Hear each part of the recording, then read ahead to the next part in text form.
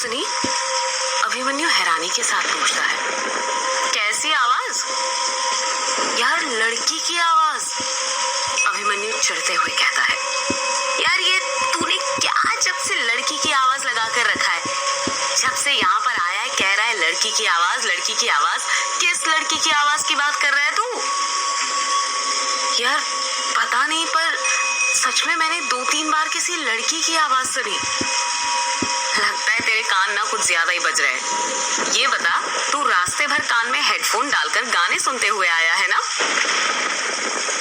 हाँ, पर ये बात तुझे कैसे पता? यार तभी तो तुझे आवाज सुनाई दे रही है। होता क्या है ना, जब भी हम 3-4 घंटे तक लगातार गाने सुनते हैं ना, तो उनके बोल हमें याद रह जाते हैं और वही बोल हमारे कानों में गूंजने लग जाते हैं। यार पर युग कुछ बोल पाता उससे पहले ही अभिमन्यु कहता है। परवर छोड़ यार, तब से कह रहा था कि ग्रेवयार्ड कोठी जाना है और अब ताला खुल गया तो बाहर खड़ा हुआ है। कोई शुभ मुहूर्त का इंतजार कर रहा है क्या? या फिर किसी का इंतजार कर रहा है कि कोई आएगा और तेरा गृह प्रवेश करवाएगा? युग अभिमन्यु की बात का कुछ जवाब नहीं देता है और कोठी के अंदर घुस जाता है।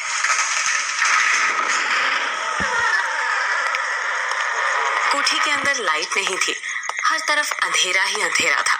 इतना अंधेरा कि कुछ दिखाई नहीं दे रहा था। अभिमन्यु कोठी के अंदर घुसते हुए कहता है।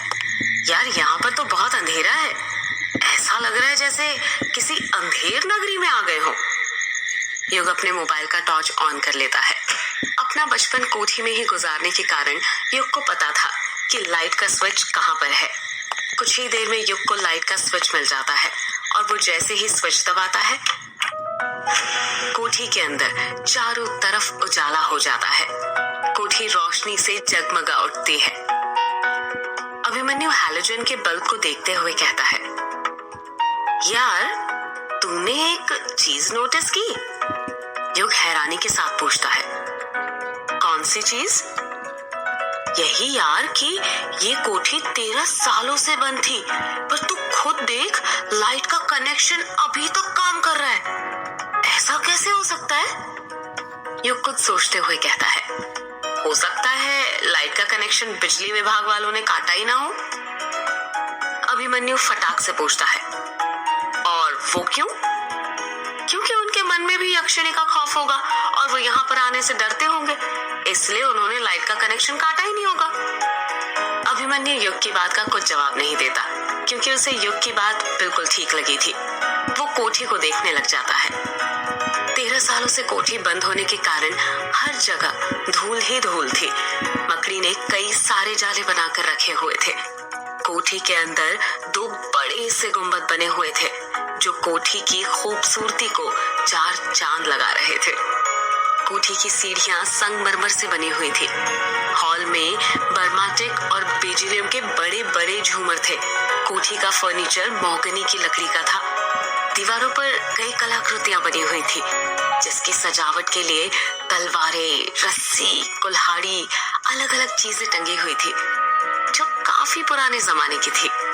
उन पुरानी चीजों को देखकर ऐसा लगता था कि हर एक चीज के पीछे कोई ना कोई कहानी छुपी हुई थी। अभिमन्यु कोठी के चारों तरफ अपनी नजरें घुमाते हुए कहता है। यार ये ग्रेवयार्ड कोठी अंदर से तो बहुत आलीशान है। इतनी पुरानी इमारत है, पर देख ऐसा लगता है कि जैसे अभी 1-2 साल पहले ही बनाई गई हो। कुछ भी बोलो यार, ये अंग्रेज लोग ना काम एकदम बढ़िया करते हैं। इतना बढ़िया कि सालों साल तक चले। मेरे तो समझ में ही नहीं आ रहा कि तेरे रिश्तेदारों ने इतनी अच्छी कोठी इतने सालों से बंद क्यों रखी थी। युग अभिमन्यु के सवाल का कुछ जवाब नहीं देता है और वो गौर से कोठी का कोना कोना देख रहा था। उसे देखकर ऐसा लग रहा था कि कोठी को देखकर उसके बचपन की यादें ताजा हो गई हो।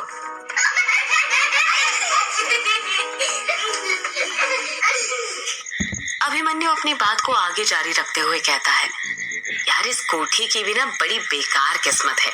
1-2 हफ्ते बाद अपने वेकेशन खत्म करके तू तो यहाँ से चला जाएगा और फिर इतनी प्यारी कोठी फिर से बंद हो जाएगी। मैं कहाँ जाऊंगा? अभिमन्यु फटाक से कहता है। अरे अपने शहर बैंगलोर जहाँ पर तू रहता है, और कहाँ पर जाएगा?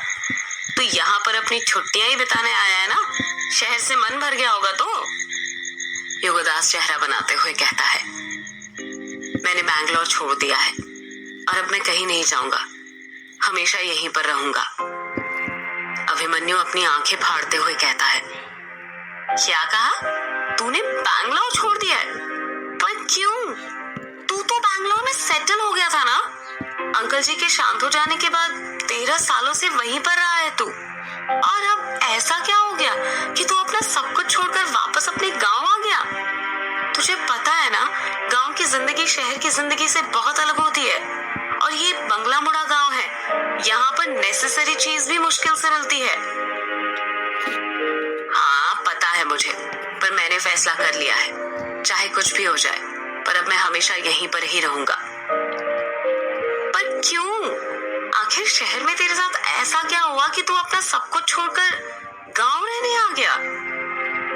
यार अभिमन्यु, देख अभी ना मेरा तुझे कुछ भी बताने का बिल्कुल मूड नहीं है। मेरा सर बहुत तेज दर्द हो रहा है, लंबा सफर करने के कारण नींद भी बहुत आ रही है, इसलिए सोने दे मुझे, मैं तुझे सुबह सब कुछ बताता हूँ ना। अभिमन्यु युग की हालत समझ जाता है और उदास चेहरा बनाते हुए कहता है, हाँ चल ठीक है, पर तू सोएगा कहाँ पर? कोठी में सब जगह तो धूल जमी हुई है, इतनी धूल पर सोएगा क्या? अभिमन्यु ने डाइनिंग टेबल पर फूंक मारते हुए कहा। युग अपने आसपास देखते हुए कहता है, लगता है कल सुबह उठकर सबसे पहले सफाई करनी पड़ेगी। खैर, रात गुजारने के लिए मेरे बैग में 2 ब्लैंकेट रखे हुए हैं, एक तू ले ले, एक मैं ले लेता हूँ, वही बिछाकर सो जाएंगे, फिर सुबह कुछ ना कुछ तो कर ही लेंगे। हाँ ठीक है। युग अपने बैग में से ब्लैंकेट निकालता है और दोनों उसे बिछाकर उस पर सो जाते हैं।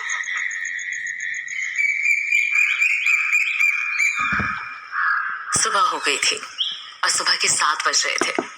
अभिमन्यु अभी तक गहरी नींद में सो रहा था, तभी मुर्गे के बाग देने की आवाज सुनाई देती है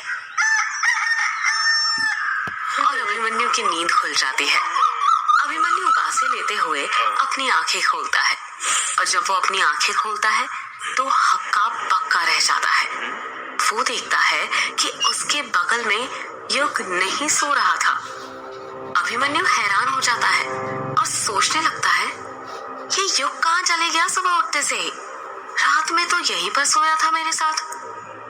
अभिमन्यु युग को कोठी में ढूंढने लग जाता है और आज नीचे के सारे कमरों में युग को ढूंढ लिया था, पर वो कहीं भी उसे मिल नहीं रहा था।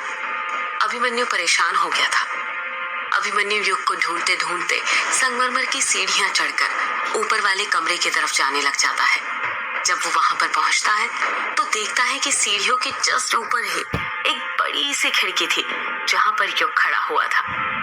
अभिमन्यु युग से कहता है, युग तू यहाँ पर क्या कर रहा है? और मैं कब से तुझे आवाज लगा रहा हूँ, तू कुछ जवाब क्यों नहीं दे रहा? युग अभी भी अभिमन्यु के सवाल का कुछ जवाब नहीं दे रहा था। वो बड़ी ही गंभीरता के साथ खिड़की से बाहर झांक रहा था। उसको देखकर ऐसा लग रहा था जैसे वो किसी सोच में खोया हुआ हो। अभिमन्यु युग को हिलाते हुए कहता है, युग, ओ युग, तू ठीक है? कहाँ पर खो गया? अभिमन्यु के हिलाने पर युग अपने ख्यालों की दुनिया से बाहर आ जाता है और कहता है, अरे अभिमन्यु तू उठ गया?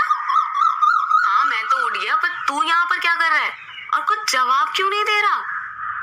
युग खिड़की से बाहर की तरफ इशारा करते हुए कहता है, वो देख। जब अभिमन्यु खिड़की से बाहर देखता है तो बाहर का मनमोहक नजारा देखकर खुश हो जाता है। कोठी की खिड़की से किश्नोई नदी साफ नजर आ रही थी जो शांति के साथ बह रही थी। साथ में काला झाड़ी का जंगल भी नजर आ रहा था जो दूर तक फैला हुआ था। नदी काफी चौड़ी थी जिस कारण वो पूरी नजर नहीं आ रही थी। जो खिड़की से बाहर देखते हुए कहता है, तुझे पता है अभिमन्यु, बचपन में पापा अक्सर इसी खिड़की के पास कुर्सी लगाकर बैठा करते थे और घंटों बाहर झांकते रहते थे। माँ के कहने पर भी पापा नहीं उठते थे और जब माँ पापा से पूछती थी कि बाहर क्या देख रहे हो तो पापा मजाक से कहते, तुम्हारी सौतन का इंतजार कर रहा हूँ कि कब वो नदी के पास आए और कब मुझे इशारा करके बुलाए और फिर कब मैं उसके पास चला जाऊं। इसी बात पर पापा मम्मी की प्यार भरी नोकझोंक होते रहती थी। ये बात कहते कहते युग की आंखों में आंसू आ जाते हैं। युग अपनी बात को आगे जारी रखते हुए कहता है, अभिमन्यु, तुझे पता है, जब खुशी के पल यादों में तब्दील हो जाते हैं और हमें पता चलता है कि वो खुशी के पल कभी लौटकर वापस नहीं आने वाले, तो वही खुशी के पल हमें सबसे ज्यादा दर्द पहुंचाते हैं। अभिमन्यु युग के कंधे पर हाथ रखते हुए कहता है, यार युग, संभाल अपने आप को। मैं समझ सकता हूँ तेरा दर्द, पर बीती बातों को याद करके उस पर आंसू बहाने का कोई मतलब नहीं। भूल जा पुरानी यादों को और एक नई उम्मीद के साथ जिंदगी में आगे बढ़, समझा? आगे ही तो बढ़ रहा हूँ पिछले 13 सालों से, वो भी अकेले। यार तू ये क्यों सोचता है कि तू आगे बढ़, भर कर। इतना कहकर युग उस लड़की की कमर पर हाथ रखता है और उसे अपने सीने से सटा लेता है। वो लड़की युग से दूर हटते हुए कहती है, कुछ बातें बनाना तो आपसे सीखे। अच्छा लेता है। वो लड़की युग से जाता हूँ अपनी बाहों में भरकर, बोलता है, तुम भूलने वाली चीज थोड़ी हो, जाने वाली क्या बात है? पूछूं आपसे? दोनों ही एक था, पर लड़की का चेहरा क्लियर नहीं दिख रहा था। उस लड़की ने काले रंग की साड़ी पहन पैरों को स्पर्श कर और युग एक लड़की के साथ नदी के किनारे बैठ आ गए। तू अकेला है।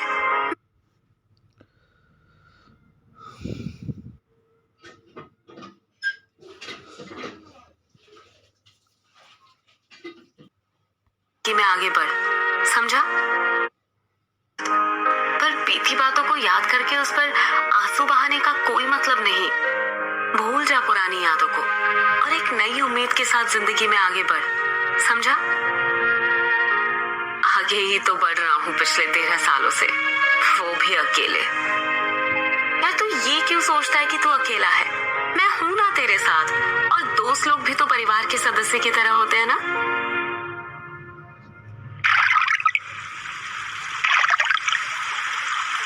चांदनी रात थी और युग एक लड़की के साथ नदी के किनारे बैठा हुआ था। छोटी छोटी लहरें बार बार उन दोनों के पैरों को स्पर्श कर रही थी। युग का चेहरा तो साफ दिख रहा था, पर लड़की का चेहरा क्लियर नहीं दिख रहा था। उस लड़की ने काले रंग की साड़ी पहनी हुई थी। उसने अपना सिर युग के कंधों पर रखा हुआ था। दोनों ही एक दूसरे से चिपक कर बैठे हुए थे। वो लड़की आसमान में दिख रहे चांद को देखते हुए कहती है, एक बात पूछूं आपसे? युग प्यार से कहता है, हाँ पूछो ना, इसमें इतना हिचकिचाने वाली क्या बात है? आप मुझे भूलोगे तो नहीं ना? युग बड़े प्यार से बोलता है, तुम भूलने वाली चीज थोड़ी हो जो मैं तुम्हें भूलूंगा। तुम तो वो हो जिसे मैं जिंदगी भर अपने पास रखना चाहता हूँ, अपनी बाहों में भरकर। इतना कहकर युग उस लड़की की कमर पर हाथ रखता है और उसे अपने सीने से सटा लेता है। वो लड़की युग से दूर हटते हुए कहती है, कुछ बातें बनाना तो आपसे सीखे। अच्छा चलिए ये बताइए कि मैं आपके लिए क्या हूँ? क्या हूँ मतलब ये कि मैं आपकी जिंदगी में क्या अहमियत रखती हूँ। युग उस लड़की से मजाक करते हुए कहता है, तुम कुछ अहमियत नहीं रखती मेरी जिंदगी में। मेरी जिंदगी मुझसे है, ना कि तुमसे।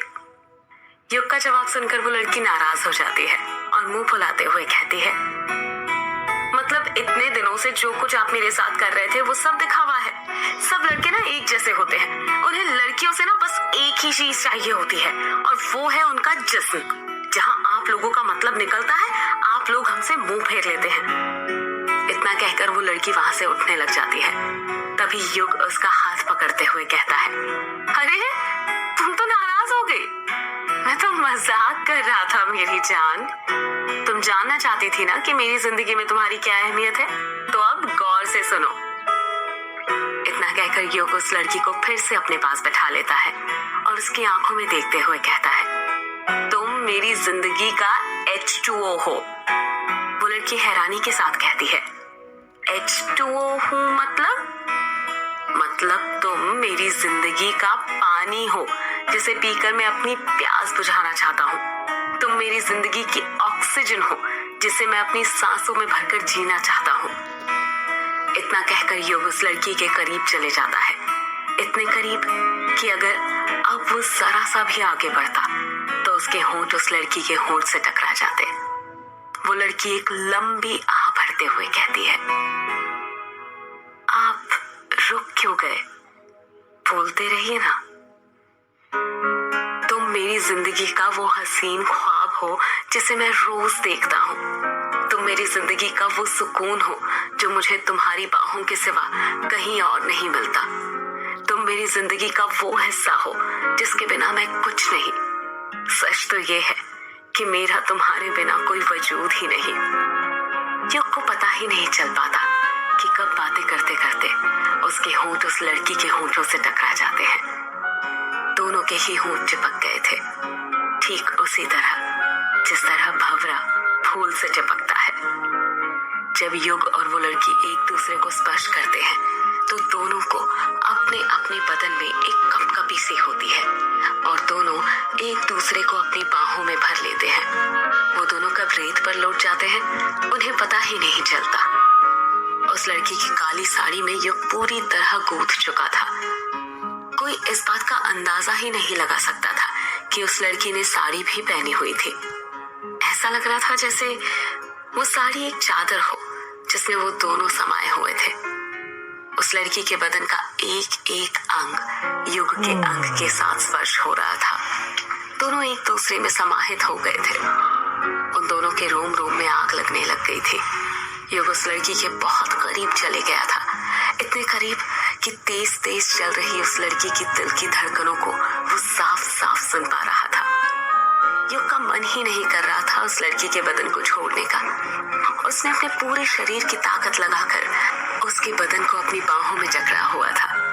वो लड़की बड़ी हिम्मत से अपने हाथ छुड़ाते हुए युग को रेत पर लेटाती है और एक एक करके उसके शर्ट के बटन खोलने लग जाती है। युग अपने आप को उस लड़की को सौंप देता है और रेत पर ही लेटकर आहें भरने लग जाता है। वो लड़की युग के शर्ट के बटन खोल देती है और उसके माथे को चूमने लग जाती है।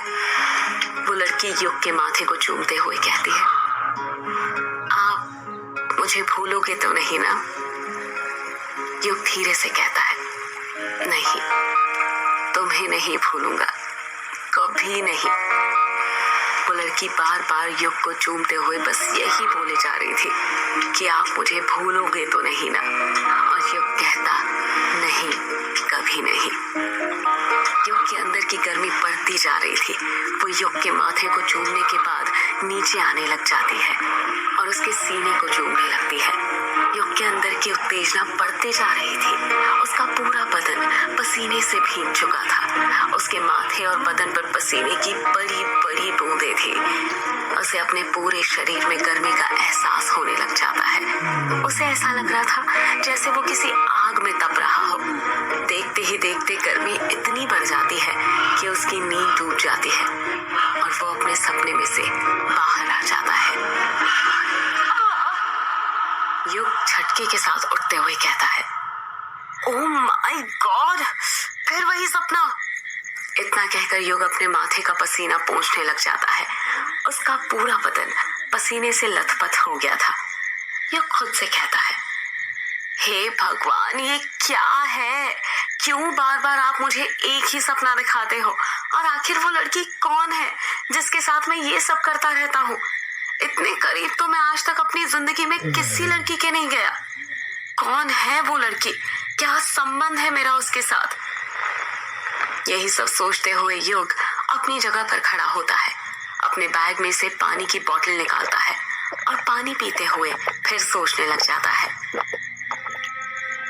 ये सपना मेरा पीछा क्यों नहीं छोड़ता? बैंगलोर में भी यही सपना दिखता था और अब यहाँ पर भी।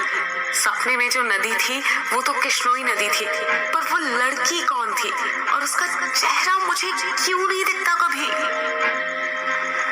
युग वापस लेट जाता है और कोठी की छत को देखते हुए सोचने लगता है, नदी तो मिल गई, हो सकता है वो लड़की भी मिल जाए। बस एक बार वो लड़की मिल जाए फिर ये सारे सपनों के राज खुल जाएंगे। कुछ ना कुछ तो कनेक्शन जरूर है मेरा उस लड़की के साथ। ऐसे ही सपने नहीं आते, वो भी सेक्स वाले। यही सोचते हुए युग की कब नींद लग जाती है उसे पता ही नहीं चलता है।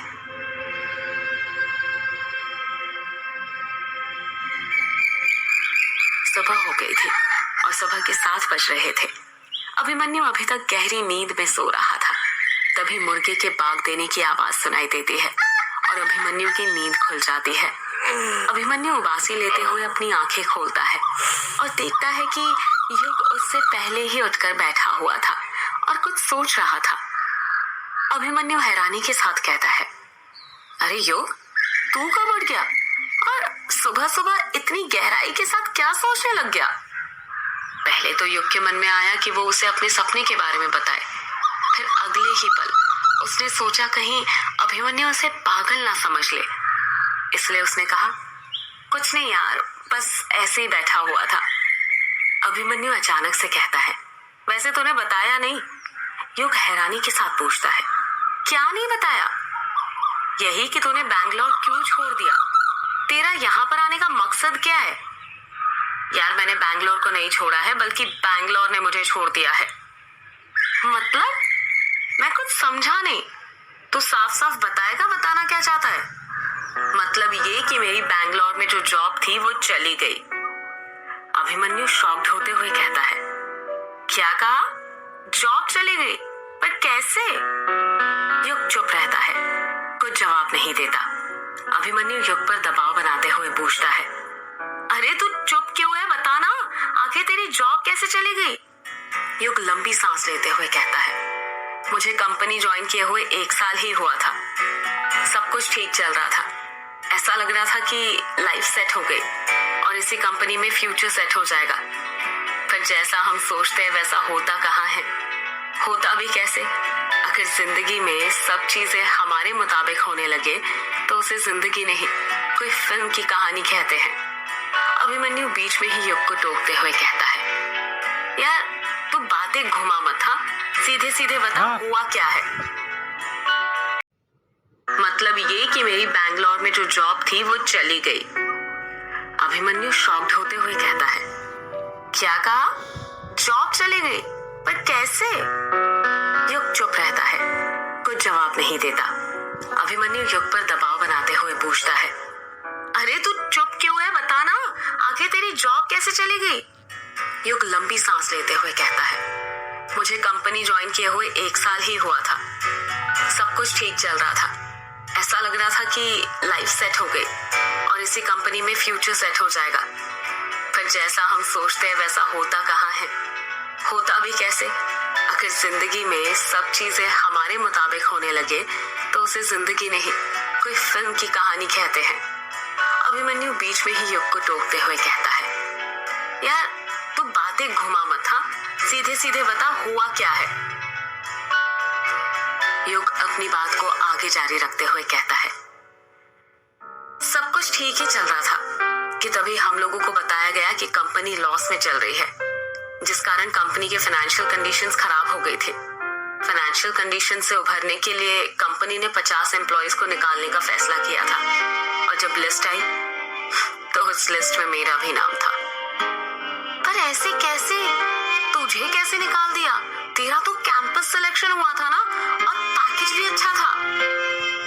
हाँ, पर तुझे पता है मेरी फील्ड इलेक्ट्रिकल और इलेक्ट्रॉनिक्स थी, पर साले काम कोडिंग का कराते थे, पूरा घिस के रख देते थे, इतना परेशान करते थे कि आप खुद जॉब छोड़ दे या फिर खराब परफॉर्मेंस करने की वजह से आपको वो खुद निकाल दे। तुझे पता है ये कंपनी और कॉलेज वालों के बीच एक बहुत बड़ी सेटिंग होती है। क्या कहा? सेटिंग होती है? कैसी सेटिंग? देख मैं बताता हूँ। कंपनियां हर साल कॉलेज में आती है जिससे कॉलेज का नाम होता है और हर साल नए एडमिशंस होते हैं। पर क्या कभी तूने ये सोचा है कि जो कंपनियां आती है और हर साल कभी 100 तो कभी 200 स्टूडेंट्स का सिलेक्शन करती है, उनको किन की जगह पर रखा जाता है? किन की जगह पर? उन एम्प्लॉइज की जगह पर जिनको पिछले साल कैंपस सिलेक्शन करके लाया गया था। यही सिलसिला चलता जाता है और कॉलेज और कंपनियों वालों का धंधा चलता रहता है। पर साले ये नहीं सोचते कि जिनको उन्होंने जॉब से निकाल दिया उनका तो 1 साल खराब हो गया ना। वो तो इसी उम्मीद से थे कि अब पूरी जिंदगी उन्हें कंपनीज के साथ काम करना है। चल ये सब तो ठीक है, इसमें कॉलेज और कंपनीज वालों का दोष था, तेरी बात समझ रहा हूं मैं। पर फिर तूने दूसरी कंपनी में कोई जॉब के लिए अप्लाई क्यों नहीं किया? ऐसा तो था नहीं कि दुनिया में बस एक ही कंपनी है और तू गवर्नमेंट जॉब के लिए भी तो ट्राई कर सकता था ना। तुझे क्या लगता है मैं बेवकूफ हूँ? पिछले 1.5 साल से दोनों जगह ट्राई ही तो कर रहा हूँ, पर कुछ हो ही नहीं रहा। जॉब हलवा थोड़ी है कि यूं ही मिल जाए, मिलती भी है तो काम की नहीं मिलती, ऊपर से पेमेंट कम। मतलब ये कि तुझे जॉब से 1.5 साल पहले निकाल दिया गया है। हाँ, पिछले 1.5 साल से जॉब ढूंढ रहा हूँ और जॉब पाने के लिए कोचिंग भी ज्वाइन करी, पर कुछ काम नहीं आया। बल्कि उसी चक्कर में सारी सेविंग्स भी खत्म हो गई। हालात इतने खराब हो गए कि बैंगलोर छोड़कर गांव आना पड़ा। लोग जॉब करने के लिए गांव छोड़कर शहर जाते हैं, पर तू पहला ऐसा शख्स है जो शहर छोड़कर गांव आया है। बता फिर क्या सोचा है? यहाँ गांव में आकर क्या करने वाला है तू? युग कुछ जवाब नहीं देता। अभिमन्यु युग पर दबाव बनाते हुए पूछता है, बता यार, यहाँ गांव में क्या करने वाला है? मैंने गांव में एक स्टार्टअप खोलने का फैसला किया है। कैसा स्टार्टअप?